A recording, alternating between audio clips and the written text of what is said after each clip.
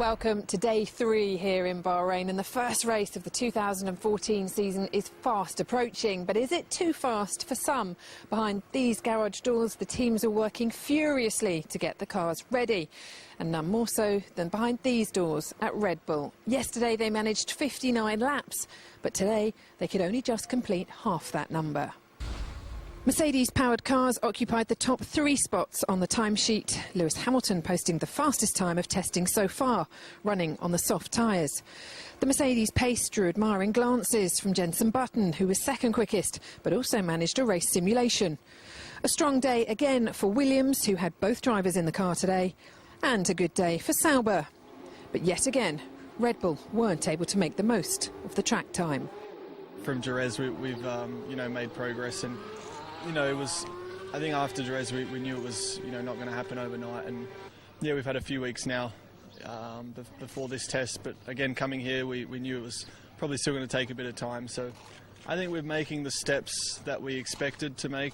Obviously it's still not enough, but we're getting there, so hopefully tomorrow and then next week and coming into Melbourne, then we should be on a good level. Hopefully, should be. Lots of optimism there. No, obviously I'm not going to say we're going to come out and I got to do more laps first as well. I did 28 today, so first I got to do have a day of hopefully more than 50, and then we'll start getting some optimism. Do you feel that you could be going to race in your home Grand Prix at the moment, not feeling totally at home in this new car? Then, new team, new power units, new demands, and everything that goes with it. I think for everyone it's a big challenge, definitely, and it was never going to be easy, I think, for the top teams nor the others. But no, I'm sure once Melbourne comes around, I'm definitely going to be ready for it no matter what. And obviously we have to stay positive that we'll figure it out and get on top of it. Time is running out. So at what stage does the optimism start to fade a bit? Does it start to become a bit critical? Even if the first, I sort of said, probably shouldn't say it, but even if the first 4 or 5 races didn't go to plan, and then we go and win the next 10, who cares, sort of thing. So, obviously we want everything to be running well in Melbourne, definitely, and we'll stay optimistic till after the race on Sunday, and then see what the result brings. Cars feel slower today. We were a couple of seconds off the pace that we had last year, obviously here, and in general the car has a lot less grip and everything. So it was nice to be able to put together a lap at least, because it's quite tricky nowadays with the little grip we have. Is that the biggest challenge for drivers at the moment, the lack of grip at the rear? Yeah, I would say so. Yeah, and with the team, it's the whole car, it's everything. It's all the engine, the whole power unit. And what's the balance like at the moment between tailoring the car to your style of driving and adapting your driving to the car this year? There's no real difference. It's the car's, I would say, more suited to me this year. Today you were made joint favourite for the Australian Grand Prix. It's very early to say these sort of things, but at the moment, if you've got a car, do you think, this point in the season compared to last year, you feel you can really challenge? When you look around you as well, up and down the pit lane? Well, last year in testing was feeling pretty good, but of course it was my first year with the team. I couldn't really have asked for the results that any more than what we already we got from those results we had. This year it's difficult to know where everyone is. Some people are doing 10 laps, some people are doing slightly longer runs, but the good thing is Mercedes seems to have done a fantastic job. The engine, the power unit is really performing well and constantly getting miles on it. McLaren are, and Williams and Force India and us, so that's a real good step for us. And then we're just working on trying to improve the car bit by bit. We won't know till we get to Melbourne where we stand exactly. It's good to get some laps on the car. 103 laps, no major issues today at all. And we actually did a race distance in the afternoon, which was nice to be able to do so early in testing.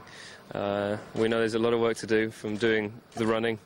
I don't think my engineers have been that busy before on a race distance in testing, but even in a race condition, they were so much busier today, because of the fuel saving. What do you think is going to be the biggest challenge this year? There's talk about the fuel saving, there's talk about lack of rear downforce, talks about the tyres not getting enough temperature in them. What do you think is going to be the biggest challenge for the drivers? I think there's one team that definitely has enough rear downforce, looking at the times. For us, I think the thing that we really need to concentrate on is being ready in terms of understanding fuel saving and good communication really between driver and engineer is really key. So I think we'll be ready. We're very good at that. So I have a good feeling about the first race. There's a lot of work to do for everyone before the first race, and you can see by the difference in lap times from the quickest car to the slowest car, it's massive.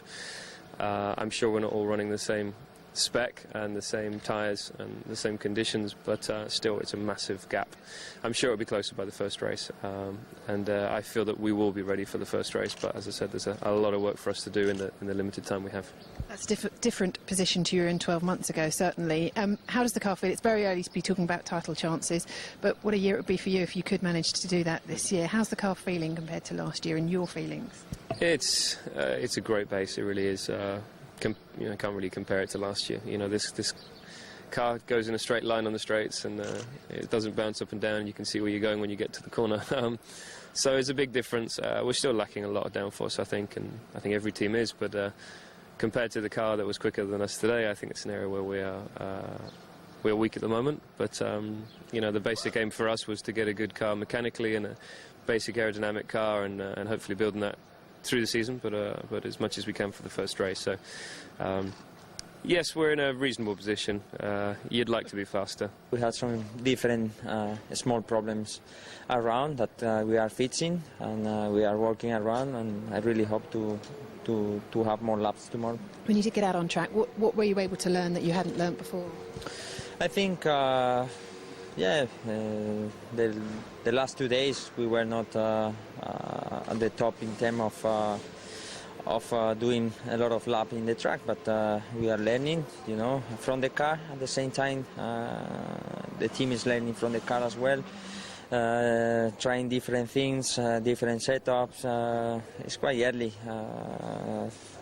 learning a lot. I think these 3 days been very productive for the team, even if we've been not able to run a lot. Just finally, sorry for me, what's it like in terms of the rear downforce of the car? There's been a lot of talk about drivers having to readjust now and learn again almost because we're lacking all that rear downforce. What's it like in the Lotus? It was not the proper case, I think, in Lotus. It still is too early for us to determine something about the setup of the car. It's normal that we are not still 100%, but we are getting there, and the car don't feel quite strange, so it's quite good.